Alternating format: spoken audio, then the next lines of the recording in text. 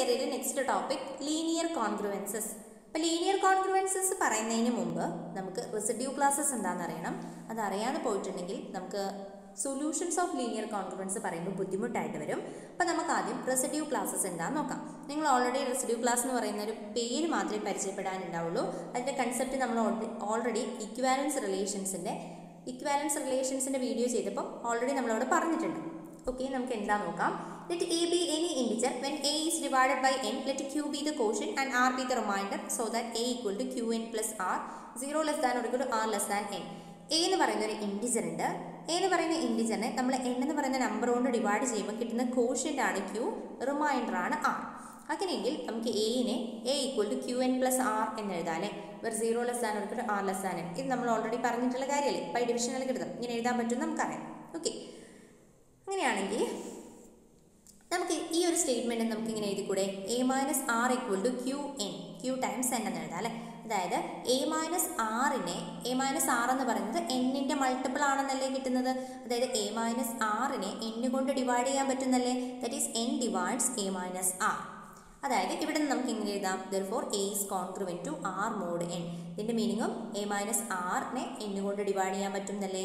അപ്പോൾ നമുക്ക് ഇങ്ങനൊരു സ്റ്റേറ്റ്മെൻറ്റ് ഉണ്ടെങ്കിൽ ഇവിടേക്ക് എത്തിക്കാൻ നമുക്കറിയാലോ. അതായത് നമ്മൾ ഓൾറെഡി പറഞ്ഞിട്ടുണ്ടായിരുന്നു a congruent to b mod n എന്ന് പറഞ്ഞു കഴിഞ്ഞാൽ എയെ n കൊണ്ട് ഡിവൈഡ് ചെയ്യുമ്പോൾ കിട്ടുന്ന റിമൈൻഡർ ആണ് b എന്നും കൂടെ നമ്മൾ പറഞ്ഞിട്ടുണ്ടായിരുന്നു. അങ്ങനെയും കൂടെ നമുക്കതിനെ കോൺഗ്രുവൻസ് റിലേഷനെ മെയിനായിട്ട് അങ്ങനെ റെപ്രസെൻറ്റ് ചെയ്യാൻ പറ്റുന്നത്. നമ്മൾ ഹയർ ക്ലാസ്സസിലോട്ട് ആ റെപ്രസെൻറ്റേഷൻ തന്നെയാണ് യൂസ് ചെയ്യുന്നത്. Okay, a congruent to r mod n. ഇപ്പം ഇത് ക്ലിയർ ആണ് എന്ന് വിചാരിക്കുന്നു. അപ്പം നമുക്ക് ഈ r എന്ന് പറയുന്നത് റിമൈൻഡർ ആണ്. n കൊണ്ട് എയെ ഡിവൈഡ് ചെയ്യുമ്പോൾ കിട്ടുന്ന റിമൈൻഡേഴ്സ് ആണ്. അപ്പോൾ ഈ റിമൈൻഡേഴ്സിൻ്റെ പോസിബിലിറ്റീസ് ഏതൊക്കെയുള്ളത്? 0 മുതൽ n വരെയുള്ള നമ്പേഴ്സ് അല്ലേ. n വരില്ല, കാരണം n തൊട്ട് താഴെ വരെയുള്ള നമ്പേഴ്സാണ് വരിക. അപ്പോൾ ഇവിടെ വരുന്നത് 0, 1, 2, 3 etcetera up to n minus 1 വരെയാണ് ആറിൻ്റെ പോസിബിലിറ്റീസ്. ഞാനൊരു എക്സാമ്പിൾ പറയാം. ഞാനിപ്പം 5 ആണ് എടുക്കുന്നതെന്ന് വിചാരിക്കാം. n equal to 5. അങ്ങനെയാണെങ്കിൽ a congruent to r mod 5 എന്ന് എടുത്തു കഴിഞ്ഞാൽ ഈ ആറിൻ്റെ പോസിബിലിറ്റീസ് ഏതൊക്കെയാണ് വരിക? 5 കൊണ്ട് a എന്ന് പറയുന്ന ഏതോ നമ്പർ ആയിക്കോട്ടെ, 5 കൊണ്ട് a എന്ന് പറയുന്ന നമ്പറിനെ ഡിവൈഡ് ചെയ്യുമ്പോൾ കിട്ടുന്ന റിമൈൻഡേഴ്സ് ഏതൊക്കെയാണ്? 0, 1, 2, 3, 4. ഇങ്ങനെ 5 പോസിബിലിറ്റി അല്ലല്ലോ. 1, 2, 3, 4, 5 പോസിബിലിറ്റി അല്ലല്ലോ. 0, 1, 2, 3, 4 എന്ന് പറയുന്ന 5 പോസിബിലിറ്റീസ് മാത്രമേ ഉള്ളൂ ആറിനുള്ളത്. ഇനി 5 വന്നു കഴിഞ്ഞാൽ അത് വീണ്ടും 0 ആയി പോകും അല്ലേ. കാരണം 5 വന്നു കഴിഞ്ഞാൽ നമുക്ക് വീണ്ടും അതിനെ ഡിവൈഡ് ചെയ്യാൻ പറ്റും. Okay, since there are n choices of r, we can say every integer is congruent modulo n to exactly one of the values 0, 1, 2 etc. up to n minus 1. നമുക്കറിയാം ഇവിടെ n ചോയ്സസ് ആണുള്ളത്. ആറിന് ഈ പറയുന്ന n choices ആണുള്ളത്. അതുകൊണ്ട് തന്നെ നമുക്ക് എന്ത് പറയാം? ഏതൊരു ഇൻറ്റിജർ എടുത്തു കഴിഞ്ഞാലും every integer is congruent modulo to n to exactly one of the values. അതായത് ഇവിടെ ഏതൊരു ഇൻറ്റിജർ എടുത്തു കഴിഞ്ഞാലും ഇതിൽ ഏതെങ്കിലും ഒരു വാല്യൂസിനോടായിരിക്കും അത് കോൺഗ്രുവൻറ്റ് മോഡുലോ ആവുന്നത് എന്നാണ് പറയുന്നത്. ഓക്കെ, നമുക്ക് ഏതൊരു നമ്പർ എടുത്തു കഴിഞ്ഞാലും ഇതിനോട് കോൺഗ്രുവൻറ്റ് മോഡുലോ പറയാൻ പറ്റും എന്നാണ് പറഞ്ഞത്. ഏതെങ്കിലും ഒരു നമ്പറിനോട് എക്സാക്ട്ലി വൺ നമ്പറിനോട് നമുക്ക് പറയാൻ പറ്റും. Okay, the set of n integers 0, 1, 2 etc. up to n minus 1 is called the set of least non-negative residue modulo n. അതുകൊണ്ട് തന്നെ നമുക്ക് എന്ത് പറയാം? ഈ n ഇൻറ്റിജേഴ്സിനെ, ഈ റിമൈൻഡേഴ്സ് വരുന്ന n ഇൻറ്റിജേഴ്സിനെയാണ് നമ്മൾ പറയുന്നത് set of least non negative residue modulo n. Set of least non negative residue modulo n. ഇതിനെയാണ് നമ്മൾ റെസിഡ്യൂ വാല്യൂസ് എന്ന് നമുക്ക് പറയുന്നത്. Set of least non negative residue modulo. ഇത് മാത്രമാണ് കേട്ടോ മനസ്സിലാക്കാനുള്ളത്. ഇനി പറയുന്നതൊക്കെ റെസിഡ്യൂ ക്ലാസ്സസ് എന്താണെന്നാണ്. അത് ഡയറക്റ്റ് ആയിട്ട് നമ്മൾ പറയുകയാണ്. ഓക്കെ, നമുക്ക് നോക്കാം. Congruence is an equivalence relation. നമുക്ക് എല്ലാവർക്കും അറിയാം കോൺഗ്രുവൻസ് ഒരു ഇക്വാലൻസ് റിലേഷൻ ആണ്. സിമെട്രിക് ആണ്, ട്രാൻസിറ്റീവ് ആണ്, റിഫ്ലെക്സീവ് ആണെന്ന് പറഞ്ഞ് നമ്മൾ കഴിഞ്ഞ ക്ലാസ്സുകളിൽ പറഞ്ഞു. അങ്ങനെയാണെങ്കിൽ ഏതൊരു ഇക്വാലൻസ് റിലേഷനും നമുക്ക് തന്നിരിക്കുന്ന, നമ്മളിവിടെ ഇക്വാലൻസ് റിലേഷൻ ഡിഫൈൻ ചെയ്യുന്നത് സെറ്റ് ഓഫ് ഓൾ ഇൻറ്റിജേഴ്സിന് മുകളിലാണ് നമ്മൾ ഡിഫൈൻ ചെയ്യുന്ന കോൺഗ്രുവൻസ് എന്ന് പറയുന്ന ഇക്വാലൻസ് റിലേഷൻ ഉള്ളത്. അപ്പോൾ നമുക്ക് പറയാം ഒരു ഈക്വാലൻസ് റിലേഷൻ ഇൻറ്റിജേഴ്സ് എന്ന് പറയുന്ന സെറ്റിനെ ഈക്വാലൻസ് ക്ലാസ്സസ് ആയിട്ട് ഡിവൈഡ് ചെയ്യുന്നത് നമ്മൾ പഠിച്ചിട്ടുണ്ട്. ഏതൊരു ഇക്വാലൻസ് റിലേഷനും അത് ഡിഫൈൻ ചെയ്യുന്ന സെറ്റിനെ ഇക്വാലൻസ് ക്ലാസ്സസ് ആയിട്ട് ഡിഫൈൻ ചെയ്യും.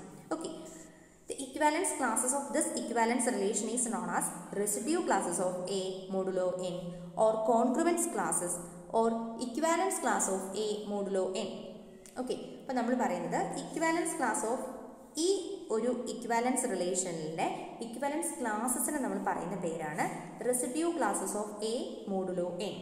Okay, residue classes of A modulo N എന്ന് പറയുന്നത്. അല്ലെങ്കിൽ നമ്മൾ അതിനെ പറയും congruence classes of A modulo N, അല്ലെങ്കിൽ നമ്മൾ പറയും equivalence class of A modulo N എന്ന് പറയും. അതായത് അർത്ഥമാക്കുന്നത് ഇത്രയേ ഉള്ളൂ കേട്ടോ. ഇപ്പം നമ്മൾ ഇപ്പോൾ 5 ആണ് എടുക്കുന്നതെന്ന് വിചാരിക്കാം. 5 ഇപ്പോൾ n = 5 എടുത്തു. അപ്പോൾ നമ്മൾ പറയുകയാണ് a is congruent to r mod 5 എന്നെടുത്തു. ഓക്കെ, ഇങ്ങനെയാണെങ്കിൽ ആറിന് വരുന്ന പോസിബിലിറ്റീസ് ഏതൊക്കെയാണ്? 0, 1, 2, 3, 4 എന്ന് പറയുന്ന പോസിബിലിറ്റീസ് ആണുള്ളത്. അപ്പോൾ ഈ ഒരു 4 നമ്പേഴ്സ് ഞാൻ പറഞ്ഞു, ഏതൊരു ഇൻഡിജർ എടുത്തു കഴിഞ്ഞാലും ആ ഇൻഡിജർ ഇതിലേതെങ്കിലും ഒരു നമ്പറിനോട് കോൺഗ്രുവൻ്റ് ആയിട്ട് വരും 5 കൊണ്ട് ഡിവൈഡ് ചെയ്ത് കഴിഞ്ഞാൽ, അല്ലേ? ആണ്, അങ്ങനെയല്ലേ പറഞ്ഞിരിക്കുന്നത്. അപ്പം നമുക്ക് ഏതൊരു ഇപ്പോൾ 0ക്ക് കറസ്പോണ്ടിങ് ആയിട്ട് നമ്മളൊരു ഈക്വലൻസ് ക്ലാസ് എഴുതാണ്. ഓക്കെ, 1ന് കറസ്പോണ്ടിങ് ആയിട്ട്, 2ന് കറസ്പോണ്ടിങ് ആയിട്ട്, 3ക്ക് കറസ്പോണ്ടിങ് ആയിട്ട്, 4ന് കറസ്പോണ്ടിങ് ആയിട്ട്. ഓക്കെ, ഈ ഏതൊരു ഇൻഡിജർ എടുത്തു കഴിഞ്ഞാലും അത് ഇപ്പം നമ്മൾ പറയുന്നത് 0ക്ക് കറസ്പോണ്ടിങ് ആയിട്ട് എഴുതുന്നത് വെച്ചാൽ 0 റിമൈൻഡർ കിട്ടുന്നത് എന്ന് പറഞ്ഞിട്ട്, 1ന് കറസ്പോണ്ടിങ് ആയിട്ടുള്ള ഈക്വലൻസ് ക്ലാസ് എന്ന് പറഞ്ഞാൽ 1ൽ റിമൈൻഡർ കിട്ടുന്നത്, 2 എന്ന് പറയുന്ന നമ്പർ റിമൈൻഡർ കിട്ടുന്നത്, ഇവിടെ 3 എന്ന് പറയുന്ന നമ്പർ റിമൈൻഡർ കിട്ടുന്നത്, ഇവിടെ 4 എന്ന് പറയുന്ന നമ്പർ റിമൈൻഡർ കിട്ടുന്നത്. അപ്പോൾ ഈ പിന്നെ സെറ്റ് ഓഫ് ഓൾ ഏതൊരു ഇൻഡിജർ എടുത്തു കഴിഞ്ഞാലും ഇതിലേതെങ്കിലും ഒന്നിൽ വരില്ലേ? ഓക്കെ, അപ്പോൾ ഇങ്ങനെയില്ല. ഇതിപ്പോൾ ഇതൊരു റെസിഡ്യൂ ക്ലാസ് ആണ്, ഇതൊരു റെസിഡ്യൂ ക്ലാസ്, ഇതൊരു റെസിഡ്യൂ ക്ലാസ്, ഇതൊരു റെസിഡ്യൂ ക്ലാസ്, ഇതൊരു റെസിഡ്യൂ ക്ലാസ്. അപ്പോൾ ഇവിടെ നമുക്ക് 1, 2, 3, 4, 5 റെസിഡ്യൂ ക്ലാസ് ആണുള്ളത് n = 5 എടുത്തു കഴിഞ്ഞാൽ. ഓക്കെ, ഇത്രേ പറഞ്ഞിട്ടുള്ളൂ കേട്ടോ. ഇനി തന്നെയാണ് ഇനിയും പറയാൻ പോകുന്നത്. ഒരു എക്സാമ്പിളൊക്കെ വെച്ച് നമ്മൾ പറയുന്നതേയുള്ളൂ. ഇത് നമുക്ക് എങ്ങനെ എഴുതാം? We write equivalence classes of a equal to set of all x such that x congruent to a mod n. അതായത് എയോട് കോൺഗ്രുവൻ്റ് ആയിട്ട് വരുന്ന എല്ലാ എക്സുകളുമാണ് നമ്മൾ എന്തിൽ വരുന്നത്? ഇക്വിവാലൻസ് ക്ലാസ് ഓഫ് എയിൽ വരുന്നത്. അപ്പോൾ ഇത്രയേ ഉള്ളൂ കേട്ടോ. ഇവിടെ നമ്മൾ 1നോട് കോൺഗ്രുവൻ്റ് ആയിട്ട് വരുന്നത്, 1നോട് കോൺഗ്രുവൻ്റ് ആയിട്ട് വരുന്നതെന്ന് വെച്ചാൽ n 5 കൊണ്ട് ഡിവൈഡ് ചെയ്യുമ്പം റിമൈൻഡർ 1 വരുന്നത് കംപ്ലീറ്റ് ആയിട്ട് ഇതിൽ കിടക്കും. അതെല്ലാം 1നോട് കോൺഗ്രുവൻ്റ് ആയിരിക്കും. ഓക്കെ, അതാണ് പറഞ്ഞത്. The set of all integers congruent to modulo n. Okay, അതായത് ഇതിനെ നമ്മൾ വേറൊരു രീതിയിൽ റെപ്രസെൻറ്റ് ചെയ്യാണ്. ഈ റെപ്രസെൻറ്റേഷൻ നമുക്ക് ആവശ്യമുണ്ട്, അതുകൊണ്ടാണ് നമ്മൾ ഇത് പറയുന്നത്. സെറ്റ് ഓഫ് ഓൾ അതായത് ഈക്വലൻസ് ക്ലാസ്സിൻ്റെ വേറൊരു രീതിയിൽ എങ്ങനെ എഴുതുക എന്നുള്ളത് ഇൻഡിജേഴ്സ് യൂസ് ചെയ്തിട്ടേ അതാ പറയുന്നത് കേട്ടോ. അപ്പോൾ നമ്മൾ എഴുതുന്നത് ഇത്രയല്ലോ. Set of all x such that x is congruent to a mod n. ഇതിനെ നമുക്ക് എങ്ങനെ എഴുതാം? Set of all x such that നമുക്കറിയാം എക്സ് മൈനസ് എ എന്ന് പറയുന്നത് ഡിവിസിബിൾ ബൈ എൻ ആയിരിക്കും അല്ലേ? അതായത് x minus a is multiple of n എന്ന് എഴുതാം. ഓക്കെ, ഇതിന് ഞാൻ എന്ത് ചെയ്തു? X equal to x such that x minus a is equal to some k into N എന്ന് എഴുതി. മൾട്ടിപ്പിൾ ഓഫ് എൻ ആണല്ലോ, ആ കെ എന്ന് പറയുന്നത് സെറ്റിൽ നിന്നുള്ളൊരു വാല്യൂ ആണ്. കെ ഇൻറ്റു എൻ എന്ന് എഴുതി. ഓക്കെ, ഇവിടെ നമുക്ക് എന്ത് എഴുതാം? ഇവിടെ നമുക്ക് ഇങ്ങനെ എഴുതിക്കൂടെ? Set of all x such that x equal to a plus k n where k belongs to Z എന്ന് എഴുതാമല്ലോ.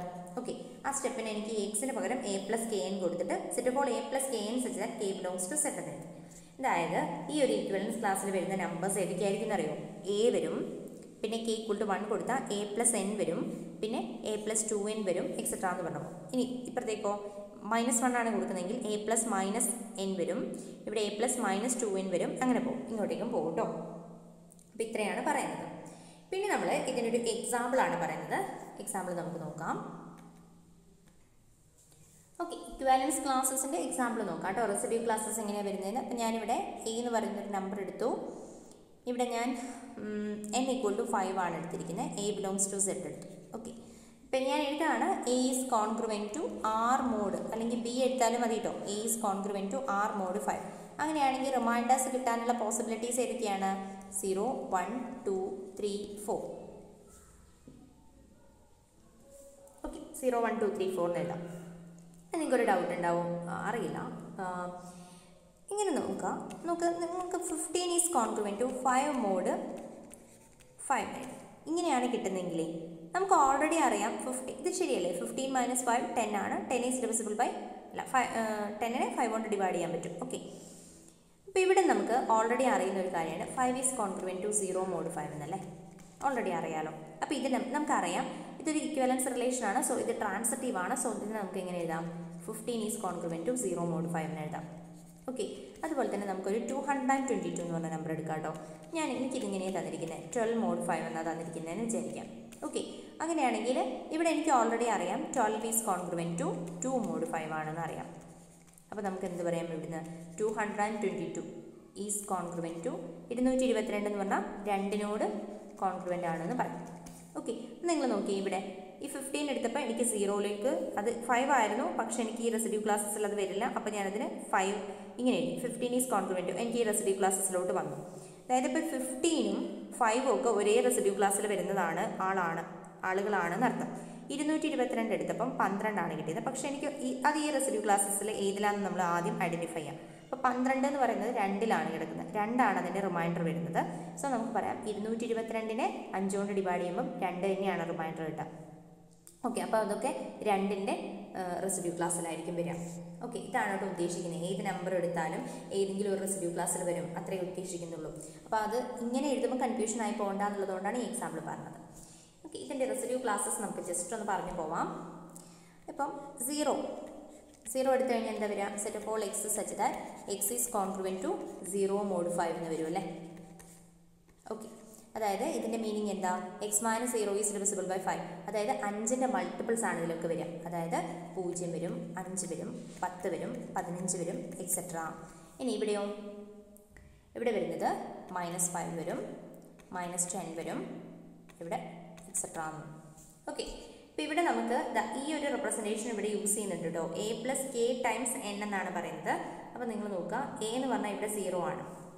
a + k ടൈംസ് n ആ റെപ്രസെൻറ്റേഷനിലാണെങ്കിൽ നമുക്ക് ഈസി ആയിട്ട് ഇത് എഴുതാൻ പറ്റും.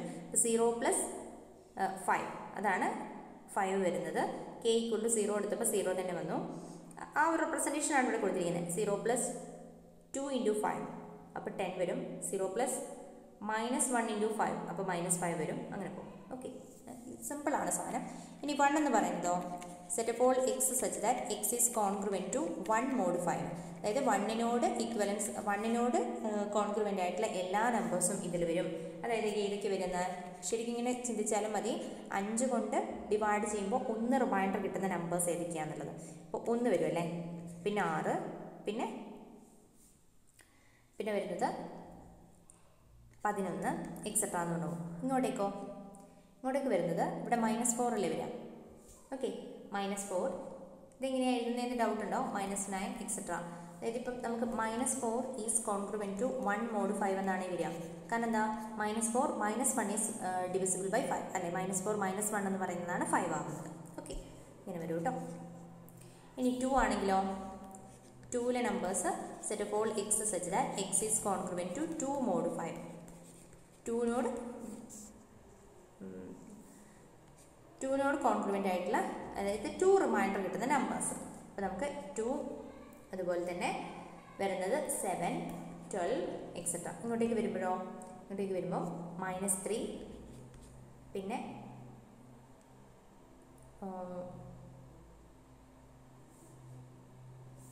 -8 ഓക്കെ എക്സെട്ര എന്ന് പറയുന്നത് കറക്റ്റ് അല്ലേ. -8 -2 -10 വരെ ശരി. അപ്പോൾ 3 എന്ന് പറഞ്ഞാൽ x is such that x is congruent to 3 mod 5 this equal to set of all നമുക്ക് വരുന്നത് 3 വരും, 8 വരും എക്സെട്ര. പിന്നെ ഇവിടെ വരുന്നത് -2. ഇതിന് ഒരെണ്ണം ഇങ്ങടേക്ക് ചെയ്താലും മതി കേട്ടോ. 2 3 -3 + 1 ചെയ്താലും മതി. അപ്പോൾ കിട്ടും നമുക്ക് -2. പിന്നെ -8 + 1 ചെയ്ത് കഴിഞ്ഞാൽ -7. അങ്ങനെ നമുക്ക് എഴുതാം കേട്ടോ, കുഴപ്പമൊന്നുമില്ല. അപ്പോൾ ഇതൊക്കെയാണ് വരുന്നത് 3.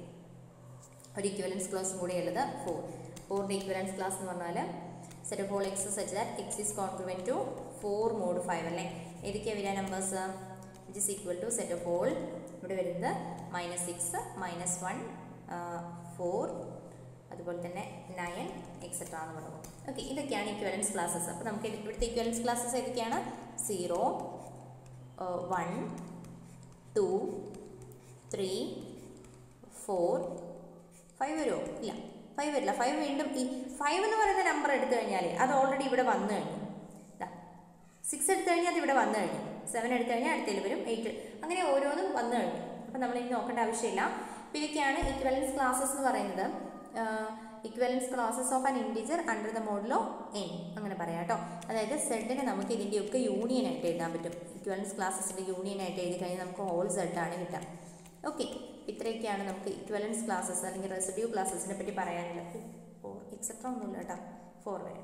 ഓക്കെ, ഇനി 2-3 കാര്യങ്ങൾ കൂടെ ഈക്വലൻസ് ക്ലാസ്സസിനെ റിലേറ്റ് ചെയ്ത് പറയാനുണ്ട്. അതുകൂടെ പറഞ്ഞിട്ട് നമുക്ക് ലീനിയർ കോൺഗ്രുവൻസ് എന്താ നോക്കാം.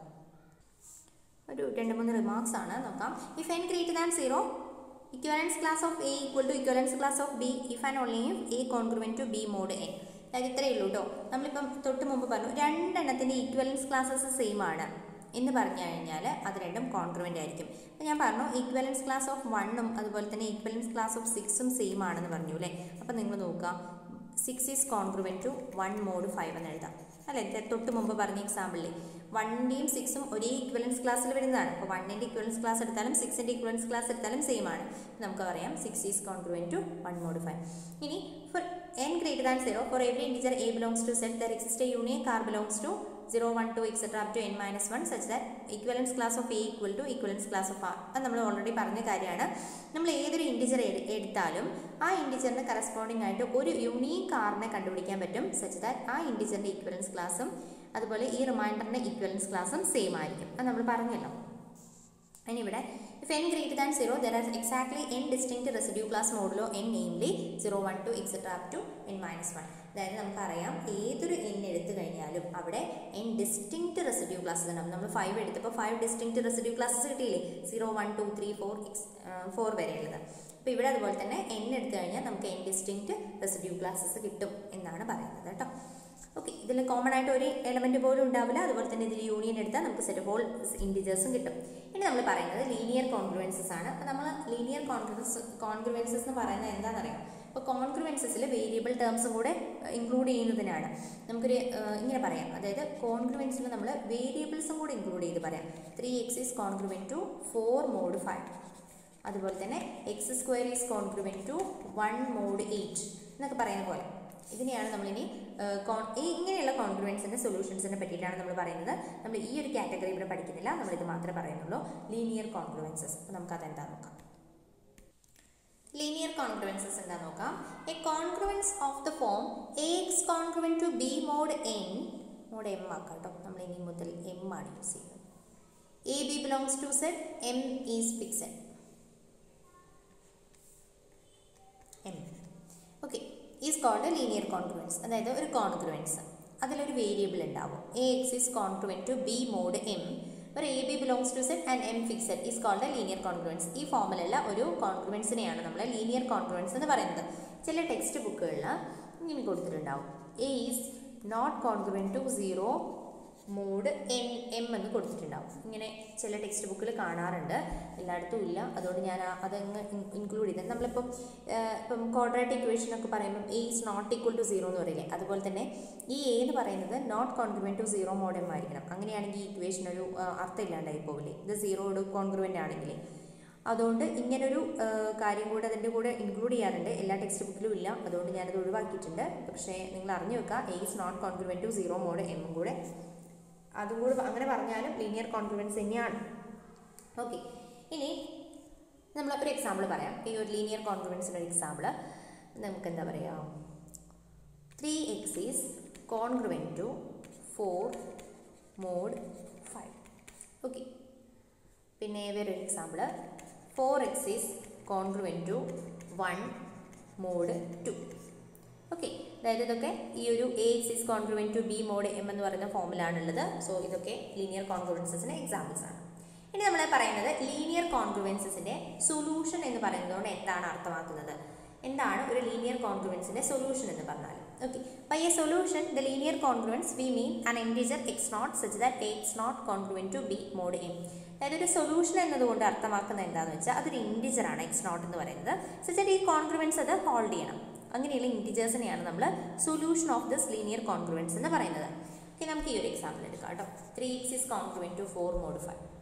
3x is congruent to 4 mod 5. നമുക്കിവിടെ ഇതൊക്കെ ഇവിടെ നമ്പേഴ്സ് കൊടുത്ത് നോക്കാം. ഈ എക്സിന് ഈ എക്സിനുള്ള പോസിബിൾ ആയിട്ടുള്ള വാല്യൂസ് കൊടുത്ത് നോക്കാം. നമുക്ക് 1, 2, 3 എന്ന് കൊടുത്ത് നോക്കാം. നമുക്ക് നോക്കാം, 3 × 1 ഈസ് കോൺഗ്രുവൻറ്റ് ടു 4 mod 5 ആണോ? 3 - 4 എന്ന് പറയുന്നത് ഇവിടെ 3 വരും. 3 - 4 എന്ന് പറഞ്ഞാൽ -1 ആണ്. -1നെ 5 കൊണ്ട് ഡിവൈഡ് ചെയ്യാൻ പറ്റില്ല അല്ലേ, അപ്പോൾ ഇത് തെറ്റാണ്. അപ്പോൾ 1 അതിൻ്റെ സൊല്യൂഷൻ അല്ല. Next 3 × 2 is congruent to 4 mode 5 ആണോ? നമുക്ക് നോക്കാമല്ലോ. 3 × 2 എന്ന് പറഞ്ഞാൽ 6. 6 - 4 എന്ന് പറഞ്ഞാൽ 2 ആണ്. 2നെ നമുക്ക് 5 കൊണ്ട് ഡിവൈഡ് ചെയ്യാൻ പറ്റില്ല, സോ അതും പറ്റില്ല. ഓക്കെ, നെക്സ്റ്റോ 3 × 3.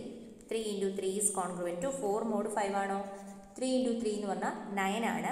9 - 4 എന്ന് പറഞ്ഞാൽ 9 - 4 എന്ന് പറഞ്ഞാൽ 5 ആണ്. 5നെ നമുക്ക് 5 കൊണ്ട് ഡിവൈഡ് ചെയ്യാൻ പറ്റില്ലേ? അപ്പോൾ നമുക്ക് 3 കൊടുത്തപ്പോൾ ഇതിനൊരു സൊല്യൂഷൻ കിട്ടി. അപ്പോൾ നമുക്ക് പറയാം x = 3 is a solution of 3x is congruent to 4 mode 5. ഇതൊക്കെ കണ്ടുപിടിക്കാൻ വേറെ മെത്തേഡ്സ് ഉണ്ട് കേട്ടോ.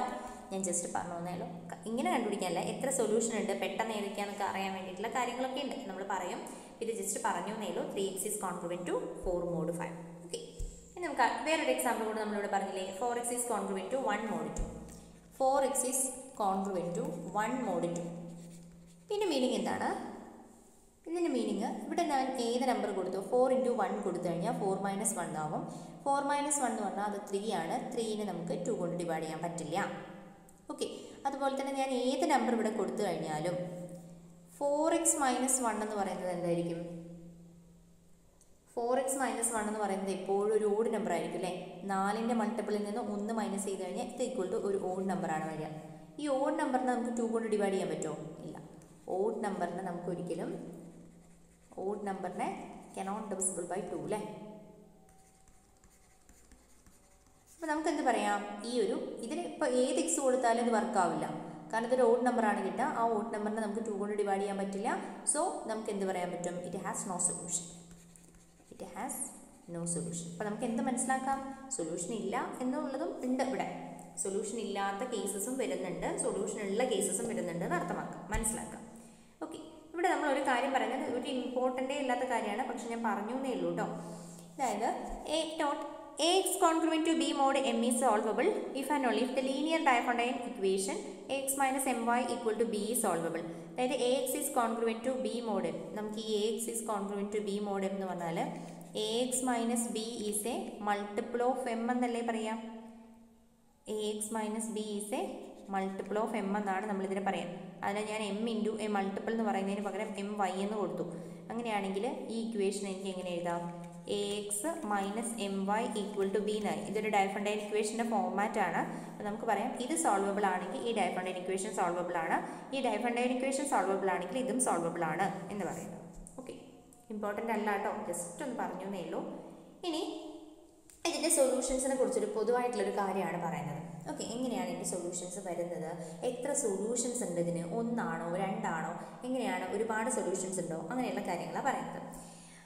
അപ്പോൾ നമുക്ക് ഒരു സൊല്യൂഷൻ ഓൾറെഡി അറിയാമെന്ന് വിചാരിക്കാം. Ax is congruent to B mod M എന്ന് പറയുന്ന ഒരു ലീനിയർ കോൺഗ്രുവൻസ് നമ്മളെ കയ്യിലുണ്ട്. അതിൻ്റെ ഒരു സൊല്യൂഷനാണ് x0 എന്ന് പറയുന്നത്. അങ്ങനെയാണെങ്കിൽ നമുക്ക് എന്ത് പറയും? ഈ ഒരു ലീനിയർ കോൺഗ്രുവൻസ് ഈ x0 കൊടുത്താൽ സാറ്റിസ്ഫൈ ചെയ്യും അല്ലേ? x0 congruent to B mod M എന്ന് എഴുതിയിട്ടുണ്ട്. ഇനി നമ്മൾ എടുക്കുകയാണ് ഈ x0നോട് കോൺഗ്രുവൻ്റ് ആയിട്ടുള്ള ഒരു നമ്പറാണ് x1 എന്ന് പറയുന്നത്.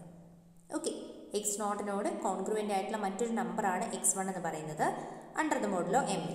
അങ്ങനെയാണെങ്കിൽ ഞാൻ ഇതിനെ കംപ്ലീറ്റ് ആയിട്ട് കൊണ്ട് മൾട്ടിപ്ലൈ ചെയ്താൽ Ax1 congruent to Ax0 modulo M എന്ന് എഴുതാലോ. ഓക്കെ, ഈ കാര്യം എൻ്റെ കയ്യിലുണ്ട്, ഈ കാര്യം എൻ്റെ കയ്യിലുണ്ട്. ട്രാൻസിറ്റീവ് പ്രോപ്പർട്ടി അപ്ലൈ ചെയ്യാണ്. Ax1 congruent to Ax0 modulo M, അതുപോലെ തന്നെ ഇവിടെ നിന്ന് Ax0 congruent to B mod M. ഇത് രണ്ടും കൂടെ ട്രാൻസിറ്റിവിറ്റി അപ്ലൈ ചെയ്ത് കഴിഞ്ഞാൽ നമുക്ക് എന്ത് കിട്ടും?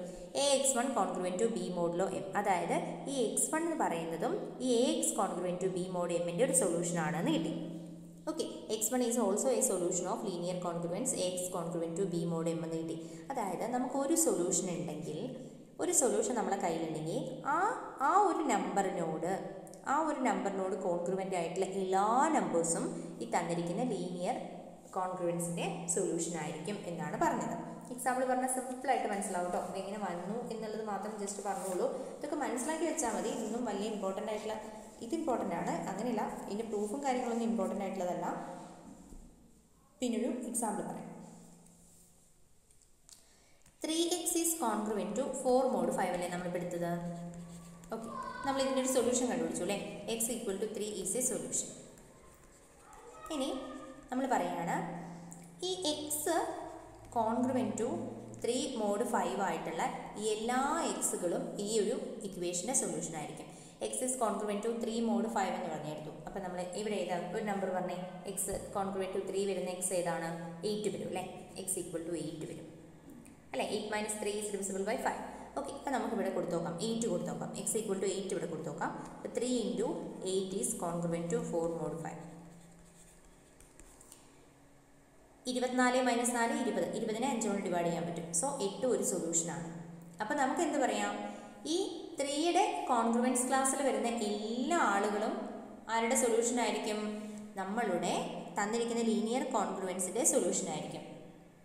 അപ്പോൾ നമുക്കിവിടെ നമുക്ക് എന്ത് പറയാം, ഇവിടെ നമുക്ക് ഇങ്ങനെ പറയാം, ഇറ്റ് ഈസ് ഈക്വൽ ടു ഈ 3യുടെ congruence class under the model of 5 എന്തൊക്കെയായിരുന്നു, -7. ഇതെങ്ങനെ എഴുതാൻ നമ്മൾ പറഞ്ഞിട്ടുള്ളത്, ഇങ്ങനെയാണ് പറഞ്ഞിട്ടുള്ളത്, 3 + 5k എന്ന് എഴുതാൻ പറ്റും.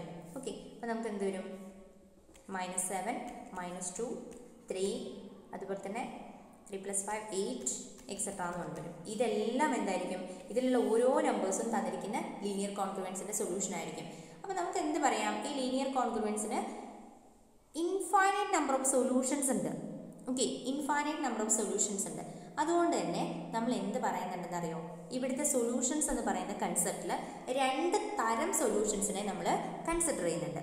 ഓക്കെ, അതിന് ബേസിക് ആയിട്ടുള്ള സൊല്യൂഷൻ 3 അല്ലേ, 3യിൽ നിന്നല്ലേ ബാക്കിയുള്ള ഇത്ര ഇൻഫൈനൈറ്റ് വന്നത്. അപ്പോൾ ഈ 3 എന്ന് പറയുന്ന സൊല്യൂഷനെ നമ്മൾ, അതായത് ഈ 3 എന്ന് പറയുന്ന ബേസിക് ആയിട്ടുള്ള റെസിഡ്യൂവിനെ നമ്മൾ എന്താ പറയുന്നതെന്ന് വെച്ചാൽ, അത് നമ്മൾ പറയുന്നതാണ് ഇൻകോൺഗ്രുവൻറ്റ് സൊല്യൂഷൻ. ഓക്കെ, ഇൻകോൺഗ്രുവൻറ്റ് സൊല്യൂഷൻ, ബാക്കിയെല്ലാം കോൺഗ്രുവൻറ്റ് സൊല്യൂഷൻസ് ആണ്, ഇത് മാത്രം ഇൻകോൺഗ്രുവൻറ്റ് സൊല്യൂഷൻ ആണ്. അപ്പം നമ്മളെപ്പോഴും ഒരു ലീനിയർ കോൺഗ്രുവൻസ് പറയുമ്പം അവിടെ നമുക്ക് ഇൻകോൺഗ്രുവൻറ്റ് സൊല്യൂഷൻസിലാണ് നമുക്ക് ഇൻട്രസ്റ്റ് ഉള്ളൂ. ഓക്കെ, നമ്മളൊരിക്കലും കോൺഗ്രുവൻറ്റ് സൊല്യൂഷൻസിനെ കുറിച്ച് സംസാരിക്കുന്നില്ല. നമ്മളെപ്പോഴും പറയുന്നത് ഇൻകോൺഗ്രുവൻറ്റ് സൊല്യൂഷൻ ഉണ്ട്, എത്രമാത്രം ഇൻകോൺഗ്രുവൻറ്റ് സൊല്യൂഷൻസ് എക്സിസ്റ്റ് ചെയ്യുന്നുണ്ട് എന്നുള്ള കാര്യങ്ങൾ മാത്രമാണ് നമ്മൾ പറയുന്നത്. ഓക്കെ, ഇപ്പോൾ നമുക്ക് അതും കൂടെ പറയാം. നമ്മൾ പറഞ്ഞു 2 തരം സൊല്യൂഷൻ ഉണ്ട്, ഇൻകോൺഗ്രുവൻറ്റ് സൊല്യൂഷൻ ആൻഡ് കോൺഗ്രുവൻറ്റ് സൊല്യൂഷൻ. അപ്പം ഇൻകോൺഗ്രുവൻറ്റ് സൊല്യൂഷൻ എന്ന് പറയുന്നത്, ഇവിടുത്തെ ഇൻകോൺഗ്രുവൻറ്റ് സൊല്യൂഷൻ എന്ന് പറയുന്നത് 3 ആണ്. 3യിൽ ഏതൊക്കെ, ആ 3 എന്ന് പറയുന്ന ഇക്വലൻസ് ക്ലാസ്സിൽ ഏതൊക്കെ നമ്പേഴ്സ് വരുന്നുണ്ടോ അതെല്ലാം കോൺഗ്രുവൻറ്റ് സൊല്യൂഷൻസ് ആണ്. നമ്മൾ ഓൺലി ഇൻട്രസ്റ്റഡ് ഇൻ ഇൻകോൺഗ്രുവൻറ്റ് സൊല്യൂഷൻസ്. നമുക്ക് ജസ്റ്റ് അതെന്താണെന്ന് പറയാം. Integers which satisfies the given linear congruence modulo m and belong to same residue class are called congruent solution. അതായത് ഒരേ റെസിഡ്യൂ ക്ലാസ്സിൽ വരുന്നത്. ഓക്കെ, അതായത് നമുക്ക് തന്നിരിക്കുന്ന സൊല്യൂഷൻസ്, ആ സൊല്യൂഷൻസിൻ്റെ ഒരേ റെസിഡ്യൂ ക്ലാസ്സിൽ വരുന്നത് എല്ലാം സൊല്യൂഷൻസ് ആണ്.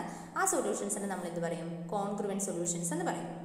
Okay, if they belong to different residue classes are called incongruent solution. ഇനി ഇവ ഡിഫറെൻ്റ് ആയിട്ടുള്ള റെസിഡ്യൂ ക്ലാസ്സസിലാണ് വരുന്നതെങ്കിൽ അത് നമ്മൾ ഇൻകോൺഗ്രുവൻറ്റ് സൊല്യൂഷൻസ് ആണ് പറയുന്നത്. ഓക്കെ, ഒരു എക്സാമ്പിളും കൂടെ നമുക്ക് പറയാം, കുറച്ചുകൂടെ ഡീറ്റെയിൽഡ് ആയിട്ട് കാര്യങ്ങൾ പറയാൻ വേണ്ടിയിട്ടാണ്. 9x is congruent to 6 mod 12. Okay, 9x is congruent to 6 mod 12. ഇതിന് നമുക്കിപ്പം കണ്ടുപിടിക്കാൻ ബുദ്ധിമുട്ടാണ്, പക്ഷെ ഞാനിവിടെ ഡയറക്റ്റായിട്ട് പറയാം. നിങ്ങൾക്ക് എങ്ങനെയാണ് ഞാനിത് കണ്ടുപിടിക്കുന്നതെന്ന് പറഞ്ഞുതരാം ഈസി ആയിട്ട്. നിങ്ങൾക്ക് വേണമെങ്കിൽ ഇതിനെ ഒന്ന് ചെറുതാക്കിയിട്ട് ഷോർട്ടാക്കിയിട്ട് ചെയ്യാവുന്നതേ ഉള്ളൂ. പക്ഷേ ഇവിടെ എനിക്ക് റെസിഡ്യൂ ക്ലാസ്സസ് കിട്ടാൻ വേണ്ടിയിട്ട് ഞാൻ പറയാം. ഇവിടെ ഞാനിപ്പം 9 × 1 ചെയ്ത് കഴിഞ്ഞാൽ വർക്കാവില്ല. 9 - 6 എന്ന് പറഞ്ഞാൽ 3 ആണ് വരിക. 3നെ നമുക്ക് 12 കൊണ്ട് ഡിവൈഡ് ചെയ്യാൻ പറ്റില്ല. ഓക്കെ, പിന്നെ വരുന്നത് 9 × 2 18. 18 - 6 എന്ന് പറയുന്നത് 12 ആണ്. 12നെ നമുക്ക് 12 കൊണ്ട് ഡിവൈഡ് ചെയ്യാൻ പറ്റും. അപ്പോൾ നമുക്ക് പറയാം x = 2 എന്ന് പറയുന്നൊരു സൊല്യൂഷനാണ്. ഓക്കെ, എന്തുകൊണ്ടാണ് 9 × 2 ഈസ് കോൺഗ്രുവൻറ്റ് ടു 6 mod 12. നമ്മൾ ഇനി അടുത്ത നമ്പർ എന്ന് പറയുന്നത് 3 കൊടുത്തു നോക്കുക. 3 ശരിയാവില്ല. 4 5 6 കൊടുത്താൽ ശരിയാവും. അപ്പോൾ x = 6. ഇതിങ്ങനെ കണ്ടുപിടിക്കുന്നതും പറഞ്ഞുതരാം കേട്ടോ. 9 × 6 54 - 6 എന്ന് പറയുന്ന മൾട്ടിപ്പിൾ ഓഫ് 12 ആണ്. അപ്പോൾ നമുക്ക് പറയാം 9 × 6 is congruent to 6 mod 12. Okay, പിന്നെ വരുന്ന നമ്പർ x = 10 എന്നുള്ളതാണ്. അപ്പോൾ നമുക്ക് പറയാം 9 × 10 ഈസ് കോൺഗ്രുവൻറ്റ് ടു 6 mod 12. അപ്പോൾ ഇവിടെ നമുക്ക് 3 സൊല്യൂഷൻസ് ഉണ്ട്. x = 2ഉം x = 6ഉം x = 10ഉം. ഇത് 3 ഇക്വലൻസ് ക്ലാസ്സസിൽ വരുന്നതാണ്. കാരണം എന്താ, 12നേക്കാളും ചെറിയ 3 നമ്പേഴ്സ് അല്ലേ തന്നിരിക്കുന്നത്. അപ്പോൾ ഇതെല്ലാം റിമൈൻഡേഴ്സ് ആയിട്ട് വരുന്നതല്ലേ. അപ്പോൾ ഇത് ഓരോ റെസിഡ്യൂ ക്ലാസ്സസിൽ വരുന്നതാണ്. ഓക്കെ, 2 6 10 എന്ന് പറയുന്നത് ഡിഫറെൻറ്റ് റെസിഡ്യൂ ക്ലാസ്സസിനെ റെപ്രസെൻറ്റ് ചെയ്യുന്ന നമ്പേഴ്സാണ്. അതുകൊണ്ട് നമുക്ക് പറയാം ഈ ഒരു ലീനിയർ കോൺഗ്രുവൻസിന് 3 ഇൻകോൺഗ്രുവൻറ്റ് സൊല്യൂഷൻ ഉണ്ട് എന്ന് പറയാം. ഇൻകോൺഗ്രുവൻറ്റ് സൊല്യൂഷൻസ്. ഓക്കെ, അതുപോലെ തന്നെ നമുക്കിപ്പം 2ൻ്റെ റെസിഡ്യൂ ക്ലാസ്സിൽ വരുന്നതെല്ലാം ഇതിൻ്റെ സൊല്യൂഷനാണ്. അതുപോലെ 6ൻ്റെ റെസിഡ്യൂ ക്ലാസ്സിൽ വരുന്നതെല്ലാം ഇതിൻ്റെ സൊല്യൂഷനാണ്. അതുപോലെ തന്നെ 10ന്റെ റെസിഡ്യൂ ക്ലാസ്സിൽ വരുന്നതെല്ലാം സൊല്യൂഷനാണ്. പിന്നെ ഇതിൽ വരുന്ന സൊല്യൂഷൻസിന് നമ്മൾ കോൺഗ്രുവൻറ്റ് സൊല്യൂഷൻസ് എന്നാണ് പറയുന്നത്. ഓക്കെ, ഇത്രയേ ഉള്ളൂ കേട്ടോ. അപ്പോൾ നമുക്കിതിപ്പോൾ എപ്പോഴും 12 വന്നപ്പോൾ തന്നെ നമുക്കത് ബുദ്ധിമുട്ടായല്ലേ കണ്ടുപിടിക്കാൻ വേണ്ടിയിട്ട്. 12 വന്നു കഴിഞ്ഞാൽ നമ്മൾ 12 നമ്പേഴ്സും എടുത്ത് നോക്കണം, അത് നമുക്ക് റിസ്ക് ആണ്. അപ്പോൾ നമുക്ക് ഇതിനുള്ളിൽ എളുപ്പ വഴിയുണ്ട്, അതെന്താണെന്നും കൂടെ പറയാം. ഓക്കെ, അതെന്താണെന്നും കൂടെ പറയാം. റിസൾട്ടായിട്ട് പറയാം. The linear congruence AX congruent to B mod M has a solution if and only if D divides B where D equal to GCD of AM. ഒന്നുമില്ല, നമ്മൾ ലീനിയർ ഡൈഫണ്ടൈൻ ഒക്കെ പറഞ്ഞില്ലേ, അതുപോലെ തന്നെയാണ് രണ്ടും. ഒരു ഏകദേശം പ്രൂഫൊക്കെ വരുന്നത് അങ്ങനെ തന്നെയാണ്. ഡൈഫണ്ടൈൻ ഇക്വേഷൻ സോൾവ് ചെയ്യുമ്പോൾ ഉള്ളതുപോലെ തന്നെ പ്രൂഫാണ് ഇവിടെ വരുന്നത്. നമുക്ക് അതിൻ്റെ ആവശ്യമില്ല. നമുക്ക് പറയാം, ഇപ്പം നമുക്കൊരു ലീനിയർ കോൺഗ്രുവൻസ് ഉണ്ട്. ആ ലീനിയർ കോൺഗ്രുവൻസിന് സൊല്യൂഷൻ ഉണ്ടെങ്കിൽ നമുക്ക് പറയാം AM എന്നതിൻ്റെ GCD എടുക്കാം. അതിൻ്റെ D എന്ന് വിളിച്ചു. D equal to GCD of A and M. ഈ GCD of A and M എന്ന് പറയുന്നത് Bയെ ഡിവൈഡ് ചെയ്യുന്നുണ്ടോ ഇല്ലയോ നോക്കാം. Bയെ ഡിവൈഡ് ചെയ്യുന്നുണ്ടെങ്കിൽ, ഓക്കെ, D divides B ആണെങ്കിൽ നമുക്ക് പറയാം this has a solution. Okay, ഇതിന് സൊല്യൂഷൻ എക്സിസ്റ്റ് ചെയ്യുന്നുണ്ട്. ഡിവൈഡ് ചെയ്യുന്നില്ലെങ്കിൽ ഇതിന് സൊല്യൂഷൻ ഇല്ല. ഓക്കെ, അപ്പോൾ സൊല്യൂഷൻ ഉണ്ടോ ഇല്ലയോ എന്ന് അറിയാൻ ഈസി ആയില്ലേ. അപ്പോൾ നമുക്ക് എന്ത് ചെയ്താൽ മതി, എൻ്റെയും എമ്മിൻ്റെയും GCD കണ്ടുപിടിക്കാം. ആ GCD D എന്ന് പറയുന്ന GCD Bയെ ഡിവൈഡ് ചെയ്യുന്നുണ്ടോ ഇല്ലയോ നോക്കുക. ഡിവൈഡ് ചെയ്യുന്നുണ്ടെങ്കിൽ സൊല്യൂഷൻ ഉണ്ട്, ഡിവൈഡ് ചെയ്യുന്നില്ലെങ്കിൽ സൊല്യൂഷൻ ഇല്ല. ഓക്കെ, ഇനി if D divides B then it has D mutually incongruent solution modulo M. അപ്പോൾ എത്ര സൊല്യൂഷൻ ഉണ്ടെന്ന് ആയി. അതായത് D Bയെ ഡിവൈഡ് ചെയ്യുന്നുവെങ്കിൽ നമുക്ക് എന്ത് പറയാം, ഇഫ് D divides B അങ്ങനെയാണെങ്കിൽ അതിന് D മ്യൂച്വലി ഇൻകോൺഗ്രുവൻറ്റ് സൊല്യൂഷൻസ് ഉണ്ടാവും. അതായത് അതിന് ഡിഫറെൻ്റ് ആയിട്ടുള്ള D സൊല്യൂഷൻസ് എക്സിസ്റ്റ് ചെയ്യുന്നുണ്ടാവും. എത്രയാണോ GCD അത്രയും തന്നെ സൊല്യൂഷൻസ് ഉണ്ടാവും. അപ്പോൾ അതെങ്ങനെയാണ് കണ്ടുപിടിക്കുക എന്നുള്ളതാണ് അടുത്ത് പറയുന്നത്. If x0 is a solution of AX is congruent to B mod M then D equal to GCD of AM incongruent solutions are given by x0 plus M by D, x0 plus 2 times M by D, etc. to x0 plus D minus 1 times M by D. അതായത് നമുക്ക് ഈ ഒരു solution നമുക്ക് അറിയുമെന്ന് വിചാരിക്കാം. x0 എന്ന് പറയുന്ന ഒരു solution അറിയും. അങ്ങനെയെങ്കിൽ ബാക്കി D ഇൻകോൺഗ്രുവൻറ്റ് സൊല്യൂഷൻസ്, ബാക്കി D എണ്ണമാണുള്ളതെന്ന് പറഞ്ഞു. ആ D എണ്ണം എങ്ങനെയാണ് എഴുതുക? ഒന്നാമത്തെ x0 ആണ്. രണ്ടാമത്തെ സൊല്യൂഷൻ എന്ന് പറയുന്നത് x0 plus M by D ആയിരിക്കും. M എന്ന് പറഞ്ഞാൽ മോഡുല എമ്മിൻ്റെ ഡിവൈഡഡ് ബൈ D ചെയ്താൽ. ഓക്കെ, അടുത്തതോ x0 plus 2 times M by D ആയിരിക്കും. അങ്ങനെ എക്സെട്രാ പോയിട്ട് എത്ര വരെ എഴുതാം, D minus 1 times M by D x0-നോടുകൂടെ ആഡ് ചെയ്യുന്നതായിരിക്കും. ഇതായിരിക്കും D സൊല്യൂഷൻസ് എന്ന് പറയുന്നത്. ഓക്കെ, നമുക്കൊരു എക്സാമ്പിൾ നോക്കാം. അതുകൂടെ കഴിഞ്ഞിട്ട് നിർത്താം കേട്ടോ. നിങ്ങൾക്ക് ഇതെല്ലാം ഇമ്പോർട്ടൻ്റ് ഒന്നും അല്ല, ഇവിടെ നമ്മൾ ഇത്രയും കാര്യങ്ങൾ പറഞ്ഞാലേ ഇത് മനസ്സിലാവുള്ളൂ എന്നുള്ളതുകൊണ്ടാണ്. അപ്പോൾ ഇതിൽ കാര്യമായിട്ട് നമ്മൾ പറയുന്നത് ഈ കാര്യങ്ങൾ മാത്രമാണ്. ഇത് മനസ്സിലാക്കി വെക്കുക. എന്താണ് ഇൻകോൺഗ്രുവൻറ്റ് സൊല്യൂഷൻ എന്ന് പറയാൻ വേണ്ടിയിട്ടാണ് ഇത്രയും കഥ പറഞ്ഞത്. അപ്പോൾ നമുക്ക് ഇമ്പോർട്ടൻ്റ് ആയിട്ടുള്ള ഈ സാധനം മാത്രമേ ഉള്ളൂ കേട്ടോ. സെറ്റ് എക്സാമിനാണ് മെയിനായിട്ട് ക്വസ്റ്റ്യൻ വരിക. HSIക്ക് എങ്ങനെയാണ് ക്വസ്റ്റ്യൻ വരിക എന്നുള്ളത് അറിയില്ല. ഇതിൽ നിന്നും ചോദിച്ചു കാണാറില്ല. സാധാരണ GCDയും HCF ഒക്കെയാണ് ചോദിക്കാറ്. നമുക്കിവിടെ ഒരു പ്രോബ്ലം നോക്കാം. Solve the linear congruence 12x congruent to 48 mod 18.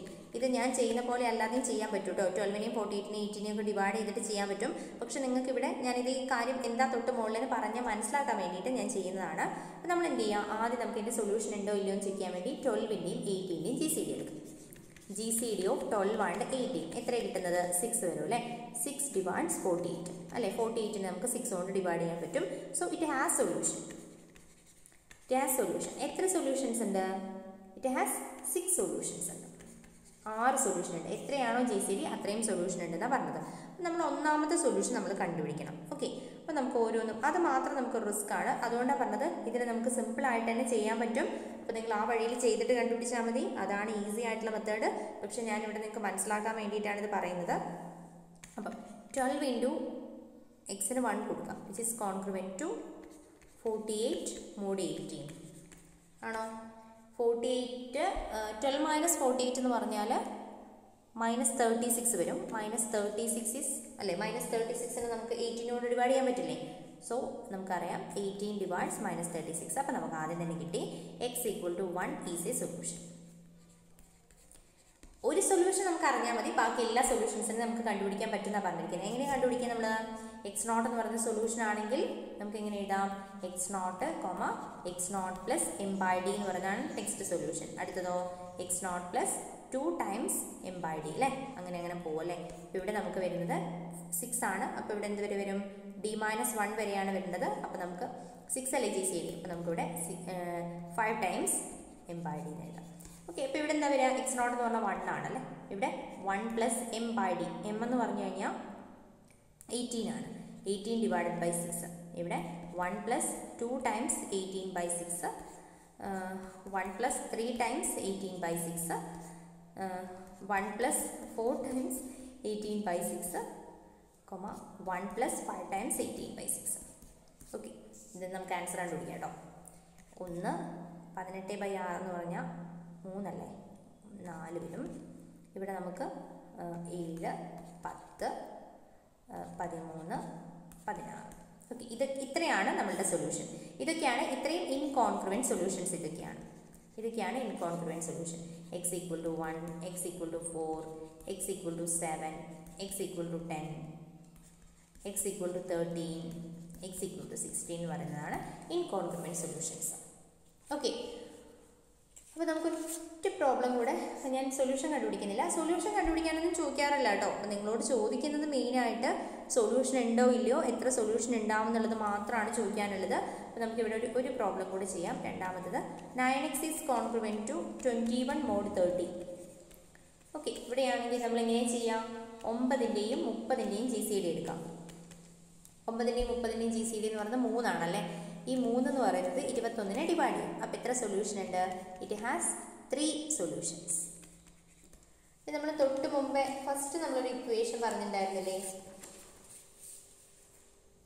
ഇപ്പം നമ്മളൊരു പറഞ്ഞത് 3x is congruent to 4 mod 5 എന്നാണ്. ഓക്കെ, ഇതിന് സൊല്യൂഷൻ ഉണ്ടോ ഇല്ലയോ എന്ന് പെട്ടെന്ന് കണ്ടുപിടിക്കാൻ വേണ്ടിയിട്ട് 3ൻ്റെയും 5ൻ്റെയും ജി സി ഡി എടുക്കുക. അത് 1 ആണ്. 4നെ 1 ഡിവൈഡ്സ് 4 ആണല്ലേ. 1 വന്നു കഴിഞ്ഞാൽ എപ്പോഴും എന്തായിരിക്കും, ഒരു യുണീക്ക് സൊല്യൂഷൻ ഉണ്ടാവും. അത് നിങ്ങൾക്ക് കണ്ടുപിടിക്കാൻ പറ്റുമല്ലോ. ഇവിടെ ഒക്കെ നമ്പേഴ്സ് ഇട്ട് കൊടുത്താൽ മതി കേട്ടോ. ഇനി നമ്മൾ തൊട്ട് മുമ്പ് പറഞ്ഞിരിക്കുന്ന വേറൊരു സൊല്യൂഷനാണ് 4x is congruent to 1 mod 2 എന്ന് പറഞ്ഞൊരു ഇക്വേഷൻ പറഞ്ഞിരുന്നു. 4x is congruent to 1 mod 2. നിങ്ങൾ നോക്കാം, 4ൻ്റെയും 2ൻ്റെയും ജി സി ഡി എത്രയാണ്, 2 ആണല്ലേ. പക്ഷേ നോക്കുക, 2നെ 2 ഡസ് നോട്ട് ഡിവൈഡ്സ് 1 അല്ലേ. അപ്പോൾ നമുക്ക് എന്ത് പറയാം, ഇറ്റ് ഹാസ് നോ സൊല്യൂഷൻ. ഇതൊക്കെയാണ് ലീനിയർ കോൺഗ്രുവൻസിൻ്റെ കേസസിൽ നമുക്ക് പഠിക്കാനുള്ളത്. ഇനി നമുക്ക് പറയാനുള്ളത് ചൈനീസ് റിമൈൻഡർ തിയറം കൂടെ നമ്മൾ ഇൻക്ലൂഡ് ചെയ്യണം. കാരണം അത് സിസ്റ്റം ഓഫ് ലീനിയർ ഇക്വേഷൻസിൽ വരുന്നതാണ്. അത് നമുക്ക് അടുത്ത ക്ലാസ്സിൽ ചെയ്യാം. അപ്പോൾ അതിൻ്റെ ഒന്നും വലിയ സംഭവമായിട്ടൊന്നുമില്ല. അതെങ്ങനെയാണ് നമുക്ക് ഓപ്ഷൻസ് ആൻസർ കണ്ടുപിടിക്കാനാണ് അത് ഈസി ആവുന്നത്. അപ്പോൾ അതടുത്ത ക്ലാസ്സിൽ പറയാം. ഇത് തന്നെ ഒരുപാട് ലെങ്ത്തുള്ള വീഡിയോ ആയി. അപ്പോൾ നിങ്ങൾക്ക് ഈ ക്ലാസ്സുകൾ ഇഷ്ടമാവുന്നുണ്ടെങ്കിൽ നിങ്ങളുടെ ഫ്രണ്ട്സിന് ഷെയർ ചെയ്ത് കൊടുക്കണം, സബ്സ്ക്രൈബ് ചെയ്യണം, അതുപോലെ തന്നെ ലൈക്ക് ചെയ്യണം. സജഷൻസ് എന്തെങ്കിലും ഉണ്ടെങ്കിൽ അത് കമൻറ്റ് ചെയ്ത് അറിയിക്കണം. തെറ്റ് എന്തെങ്കിലും പറഞ്ഞു പോയിട്ടുണ്ടെങ്കിൽ ശ്രദ്ധയിൽപ്പെടുത്തണം. ഇത്രയ്ക്കേ പറയാനുള്ളൂ. ഓക്കെ, നിങ്ങളുടെ സപ്പോർട്ടിന് എല്ലാവരും സപ്പോർട്ട് ചെയ്യുന്നതിന് ഒരുപാട് താങ്ക്സ്. അപ്പോൾ ശരി, താങ്ക് യു.